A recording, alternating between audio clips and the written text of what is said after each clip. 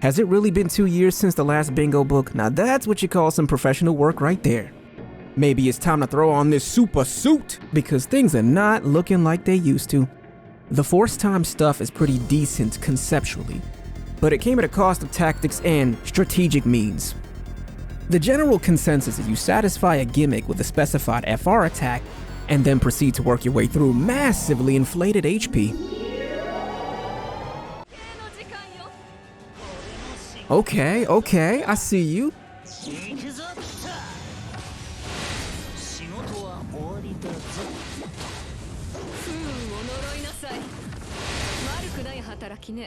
$20 million plus the slashes. 8.3 million times 2 plus 20, not bad, not bad.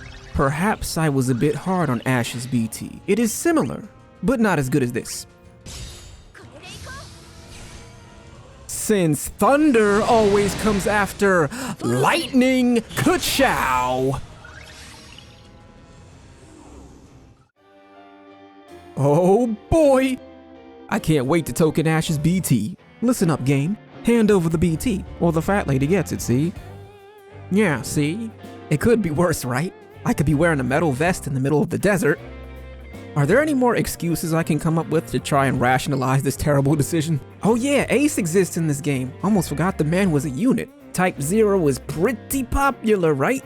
Anything from Evilise is just... Wait, what is an Evilise? Oh, my bad. Speaking on events that have already occurred is dooming the game. Yeah, the only thing that matters is an inventory full of weapons, not the game. We focus on the best of the weapons. BTs are strong, but Dr. Doom is even stronger. Foot dive, foot dive. Any form of criticism that drives the very evolution of this game shall be dismissed like an aeon. In that case, bootleg it is.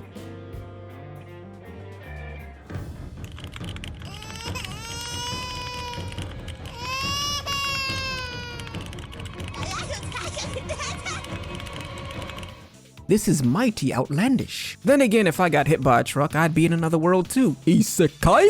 Let's recap. The last episode of this season was 2 years ago? On the last piece of getting hit by a two-piece, this critical thinker here, definitely after that truck impact, crying about some Doom after defending a Doom orb for 2 eras. The plot thickens.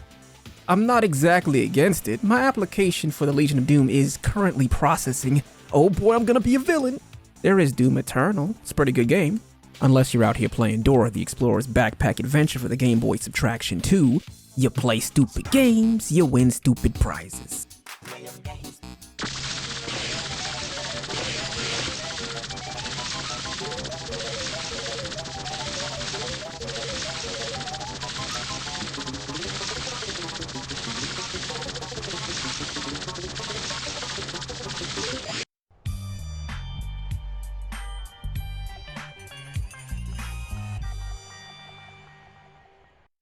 The infamous message.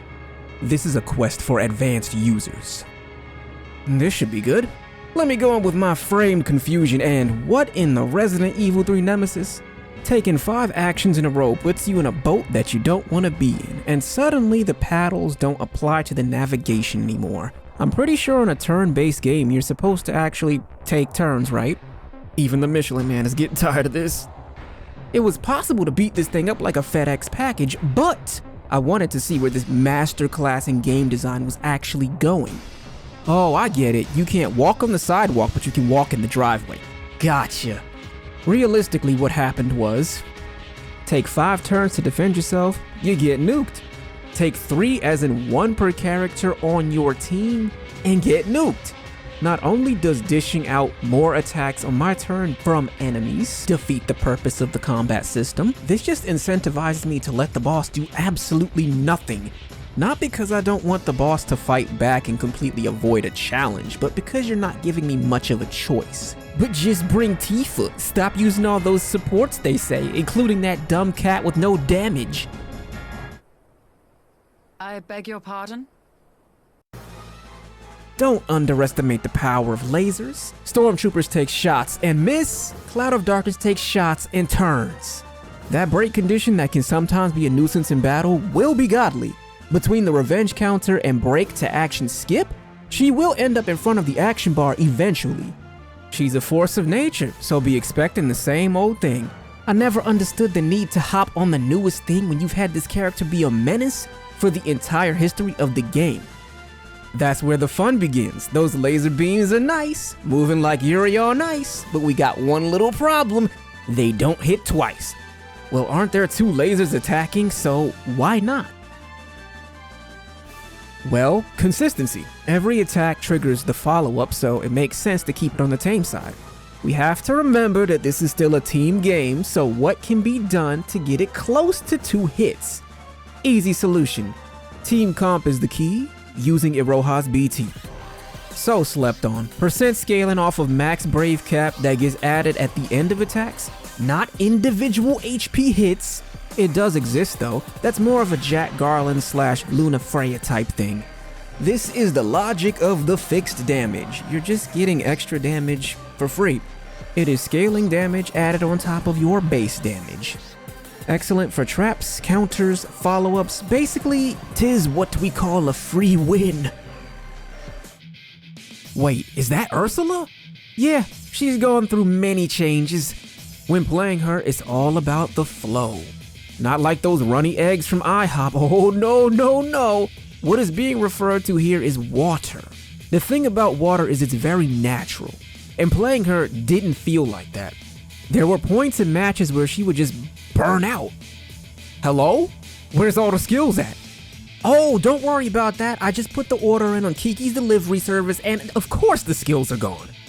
The main offender here is that warp. It just complicates things. Turn spacing, actual pacing. This is the unit no one is chasing.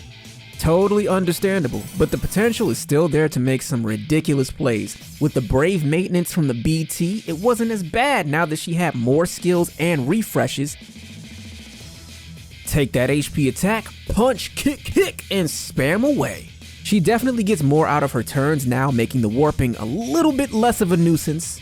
Toss some gravity in there, somewhat makes up for it. Fran does pretty much the same thing. The punch, the kick, the Olympic backflip. Long ago, the game unleashed an unspeakable evil. These foolish debuffers stepped forth to oppose it, and they vanished. The auto-cleansing was too much, as their greatest strength was also their weakness. Like having a bow as a weapon, but never actually using it. Can we really blame her with only 3 of the 6 Ultima Bow users being consistent in combat, which doesn't include her? Might as well choose the whips, or better yet, merge those with the other category. Very simple fix. Even Sora had better results with that wooden sword after Riku jacked his Keyblade. You know it's a problem when the bow literally disappears on every single ability, including the EX, which is a whole ice attack that doesn't even freeze. Shiva gets to do it and their attacks look exactly the same.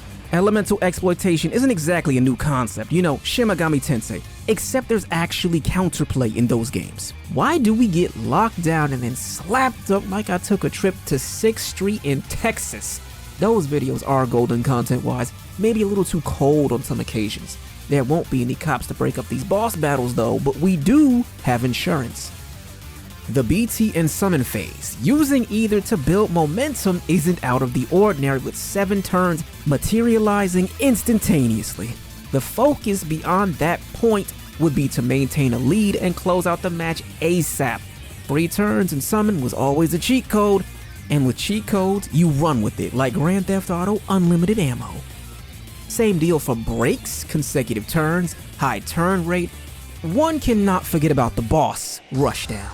Under no circumstances do I condone getting your butt handed to you. Now imagine a boxing match where the opponent is in the corner. Now the corner is not the best place to be in, but maybe that's just me. No recovery time, no running, and the likelihood of getting thrashed like a piñata drastically increases. Are you A, gonna take advantage of this, or are you B, gonna get caught in a 2-piece chicken and biscuit combo? Hopefully not option B. Approaches can vary, but when responding to a specific situation, there will always be an optimal solution to be chosen, which poses yet another question. Does this diminish the experience of battling? With teams split between off-turn, on turn, and everybody's favorite, force time. If I have the option to versus being forced, then where's the problem? A part of options is choosing whether or not you want to use them. Without options, it would be like playing games on an Xbox. It's always clever to think outside of the box if you want to learn how to box. A stupid situation can ruin a logical strategy, and execution can play off of a stupid situation. It's just teaching tactics. On the contrary, all of this information is usually valid until something really stupid just comes out of the middle of nowhere. $8 for some eggs. These Uber Eats having prices, service, delivery, existence fees, plus tax and a tip.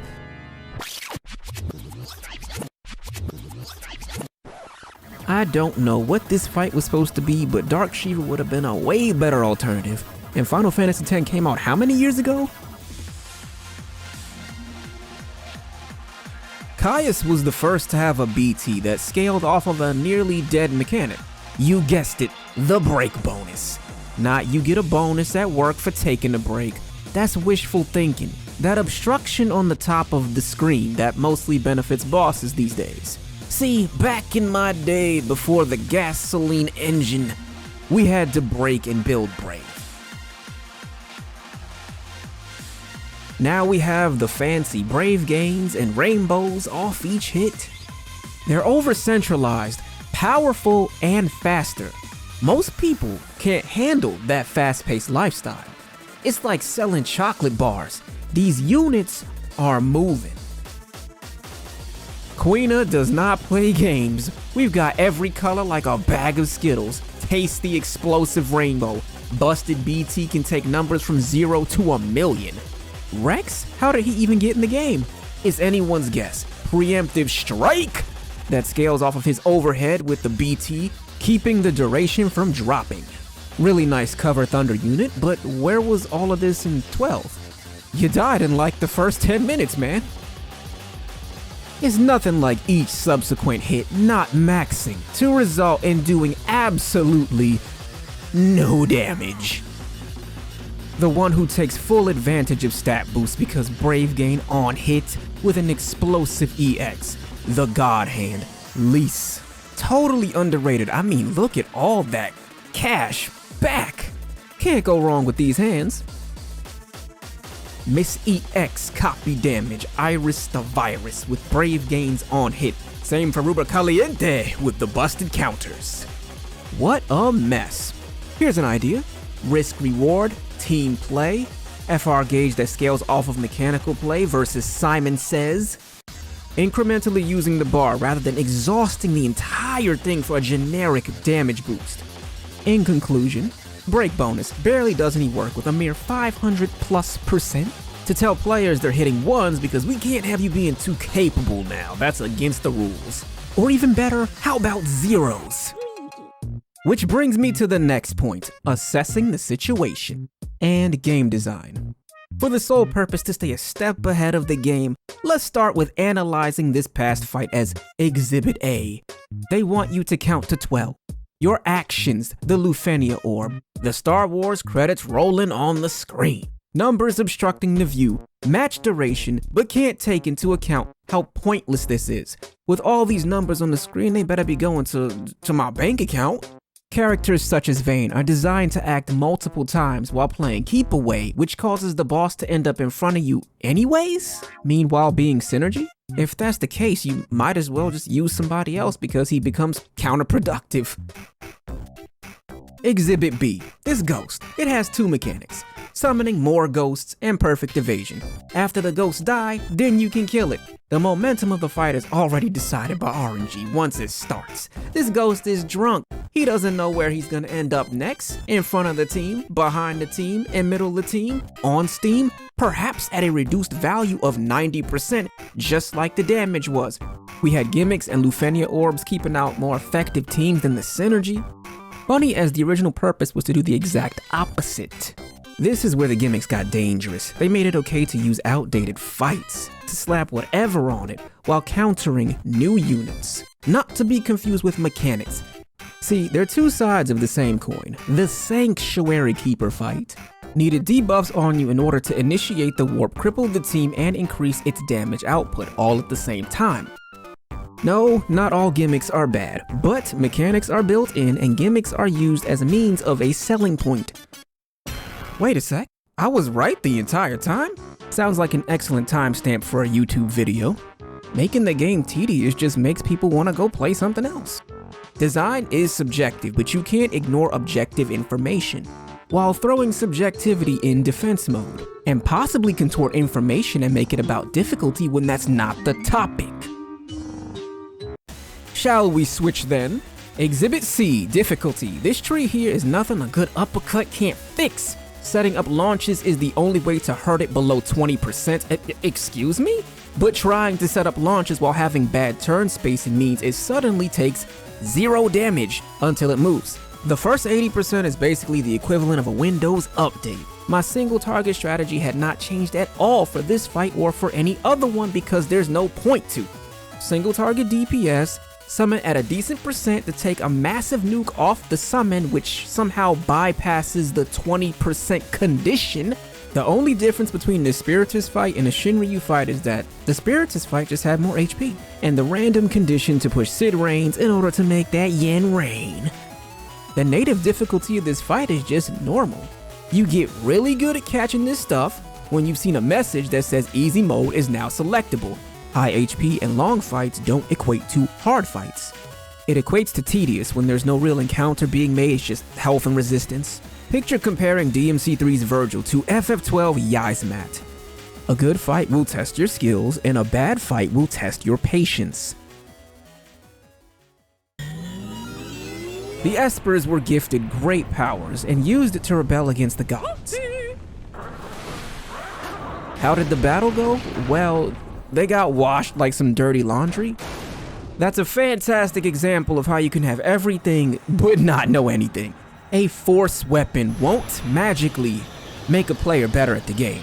Gaining insight, on the other hand, might do the trick, because stunting growth are just very self-destructive.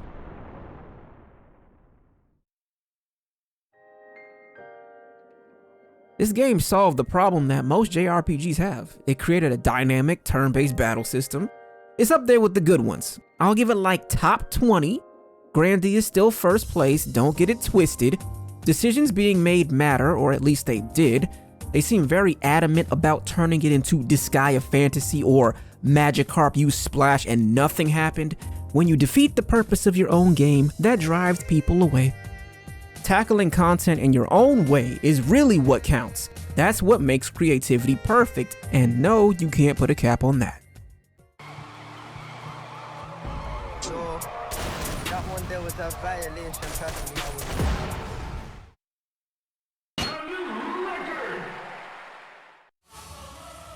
There's nothing like enjoying the classics, looking at what's new and blending them together. That is what the game advertised, right? Play your dream team? What works usually does, but that doesn't mean it can't be working in another way. When throwing teams together, it's not about having the heaviest hitters. It's about personal objective. If I set out to have Fang not have the threat level of a brand new Build-A-Bear stuffed animal fresh out the machine, then I will succeed. There's no ifs, ands, or big buts about it. On release, there were comments roasting Borum for healing as a white mage. You can't make this stuff up. Ignoring this foolishness, my thought process was, you can't beat a good dedicated support. I know my day is set with 100% all natural orange juice. Not talking about simply orange, the real stuff. Yes, the staying alive portion is covered. Well, what about the damage? If I can take a hit, then I can give a hit. It's called retaliation. With the mere flick of the wrist, we have numbers higher than memories from that photo album and ghost stories. Multi-hit abilities are pretty common these days.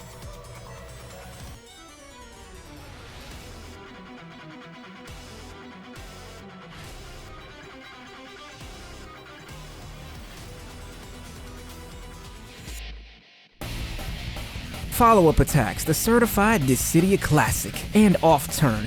Now, off-turn is very satisfying from a strategical standpoint. The process begins something like this. You bring damage mitigation, counter, and trap units. Step 2, prepare a comfortable area with some snacks and or a drink. Now I prefer the recliner somewhere around 165 degrees as I watch the enemies get lit up. I do alternate, but the main team is usually Celis, Minwoo, and Seiss. Holy wait, Dark Tornadoes are busted. Picture Kater back in the day except with way better performance. I know she's ice, no wonder the skill is called triple slip, she could never stay on her own 2 feet. I'm just playing, she eventually learned how to move. Meanwhile, Penelo's been doing this since day 1. She is actually a dancer, so is Lilizette. Well, Arnea kinda counts if this was real life, but it's a game, so she doesn't.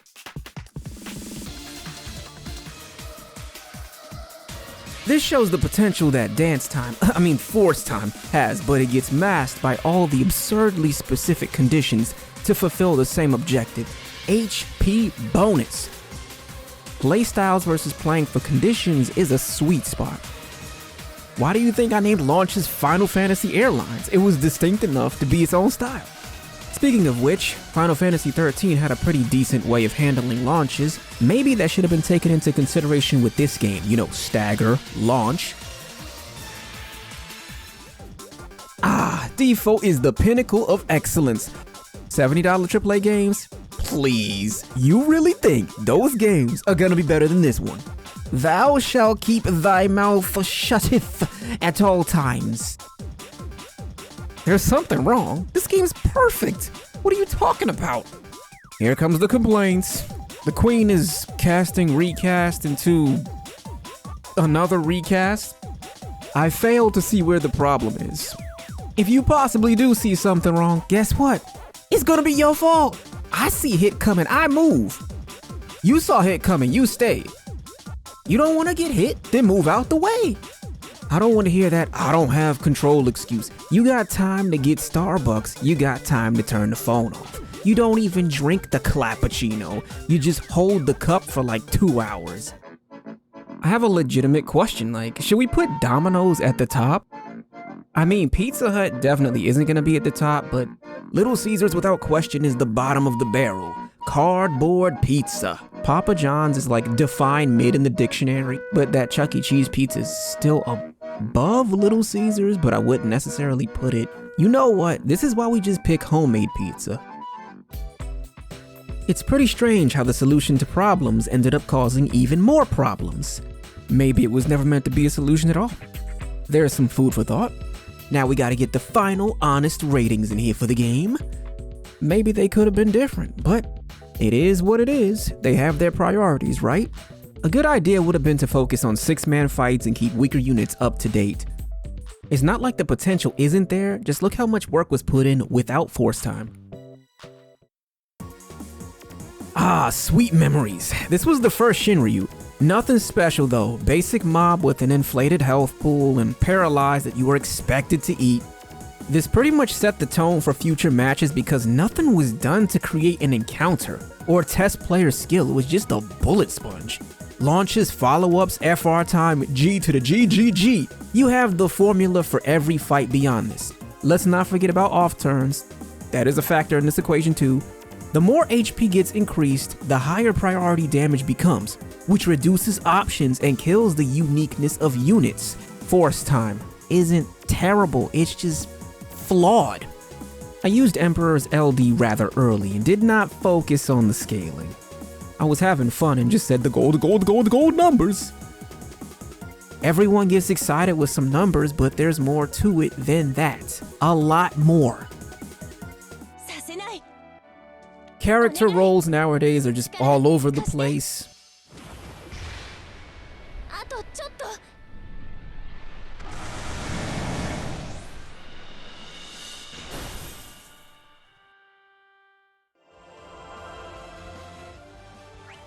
Numbers, man.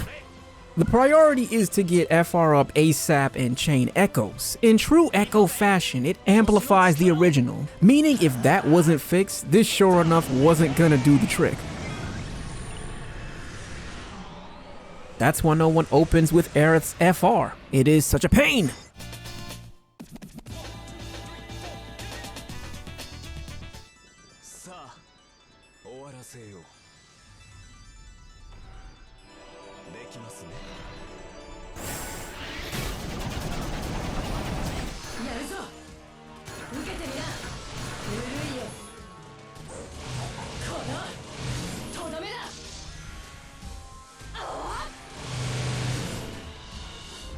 Welcome to the Ministry of Pain.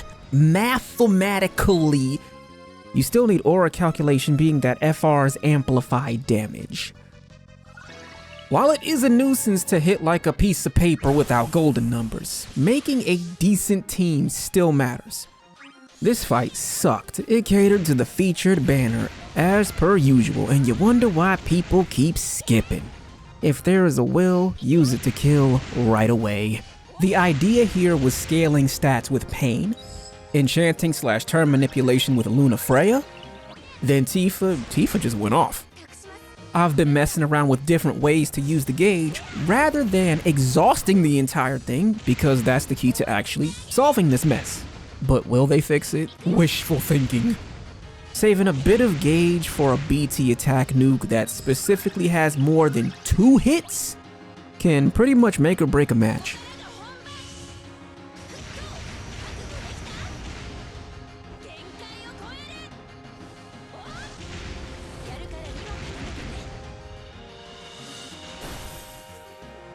$69 million with the boss at 69%. Now we're in the perfect position for a nuke. Luna Freya's damage sucks, so this is a pretty good play.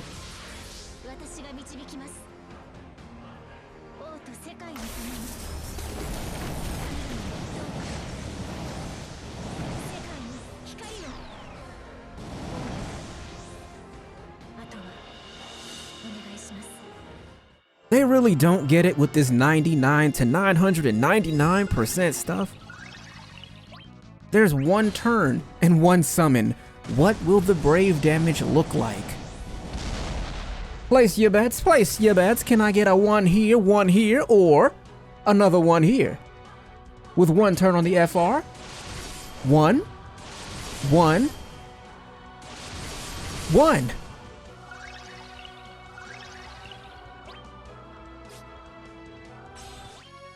Lastly, let's see what it looks like if Pain wasn't doing her job. Percent scaling has always been king, only the dumb ones don't pay attention to it. Wait for it, and there you go. It's exactly what it looks like.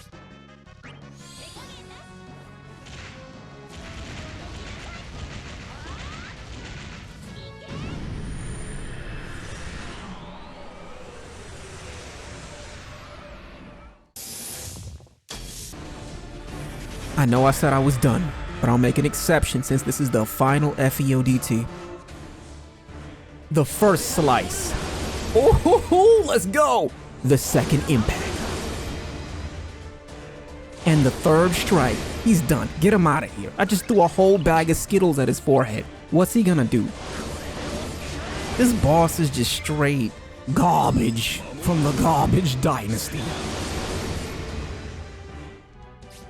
Now, what have we learned aside from collectively FEODT was kind of a not great? 'Tis a shadow of its former self. You had so much more flexibility and creativity in the previous FEOD, which is kind of sad. But the retention time in FEODT is pretty low, probably because of that. Uh-oh, Force Echo using an FR attack while the gauge is active to extend the duration. I mean, I guess? Echoes do this by being a glorified attack that doesn't decrease the count on the gauge. They give more percent than the average attack, but condition fulfillment still applies here. You can get like 20 to 40% or spike by 150% plus. It just depends on the attack. And the attacks themselves, they hit like anime trucks. You can easily sit at 999% on a regular basis, when that seemed like nothing but a dream before. This means for potentially high to extremely high, in some cases, damage to be dealt, which is literally game breaking. Not that they care, as long as the weapons are selling and it allows them to increase the HP in response. Seems cool, but if I had to formally critique this, I would say bad conditions are still bad conditions. The best conditions are always going to be used to open with, while anything else is there to just increase the FR percent. Problem is, it's not an asset, it becomes mandatory. You can't promote team play with selfish conditions, that's counterproductive. At the end of the day, the system does work, the execution picked for it does not. It's destructive to the game.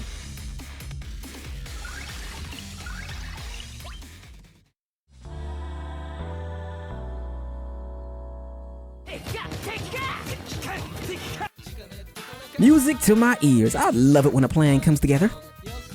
Wait a sec. 2 against 1? That is unfair. I do not condone this use of team composition. This is it right here. It's me, Mario, and I stomp you out like a Goomba. Amateurs, making me get up. If you're gonna jump somebody, you gotta do it right. A bare minimum of 3 people. At this point in the jumping, we take his shoes. Never mind, he got the Spider-Man sketchers that light up with each step. That's punishment enough.